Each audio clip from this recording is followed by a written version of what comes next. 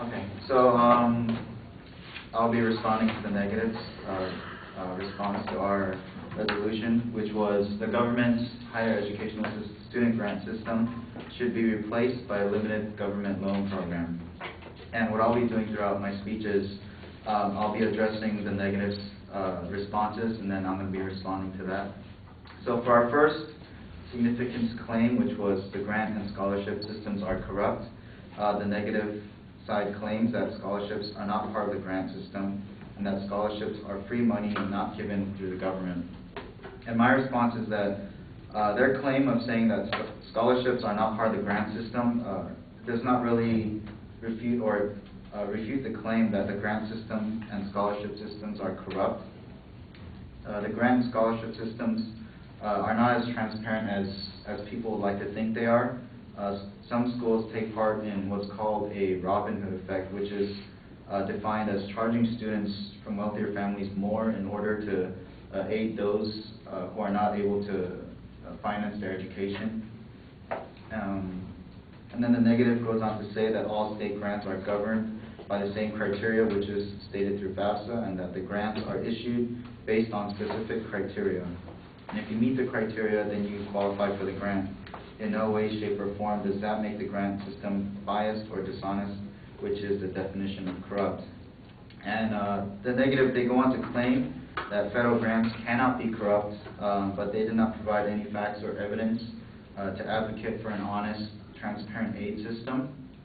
And because of the aid system's complexity and many students' parents are always deceived and puzzled when it's time to pay for their students' education.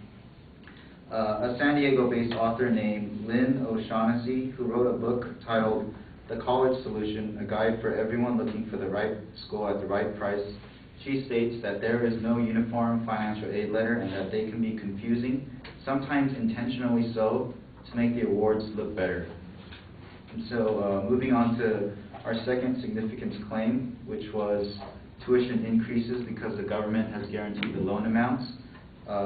The negative side responded by saying that tuition increases for different reasons, such as an increase in student population and a need for more professors. According to my source, Daniel T. Lazo, who is a senior associate with NGT of America, which is a higher education consulting firm, and Jacob O. Stampin, who is a professor of educational administration at the University of Wisconsin, they both claim that the numerous explanations for the rise in college costs do not include an increase in student population, nor do they include hiring in more instructors.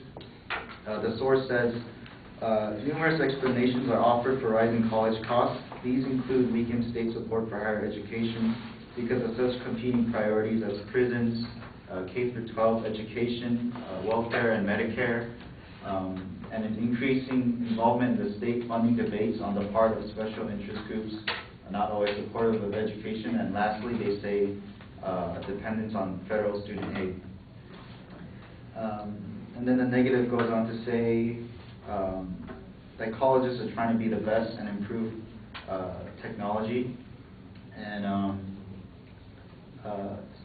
they mentioned capital spending, and what capital spending is spending that's devoted to construction and improvements within a school.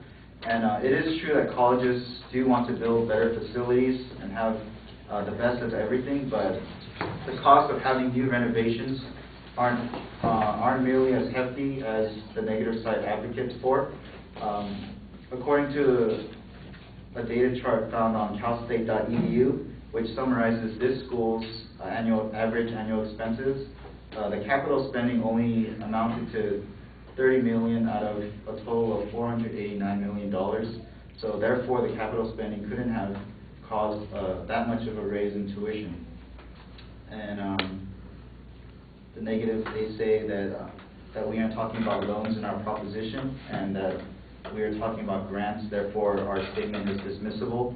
Our main aim in our proposition is to eliminate the grant system and implement a limited government loan program. And having a limited government loan program will mean that the money given out will be controlled in order that the tuition will not increase.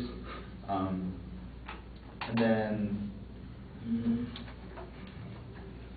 then lastly, for the significance claim, they state that the affirmative disparity is that tuition increases due to the amount of financial aid given to students attending universities. The loans that are given to students from the government, that pretty much means that the schools that the students attend, that they just merely inherit this money for free, and because schools receive all this money, they're able to provide more financial aid, whether it's through grants, to more students to increase, and they increase their tuition. And lastly, for the inerrancy claim, our inerrancy claim was that the government offers student loans at rates which private loan companies can compete with. And the negative side says that they are proving a point, but it's not the point in dispute. And as I mentioned earlier, government loans for students means free money to colleges. And when these loans are controlled and limited, tuition will not increase, to say the least, because the government will be able to control how much they lend out and how easily they can be obtained. And so to summarize,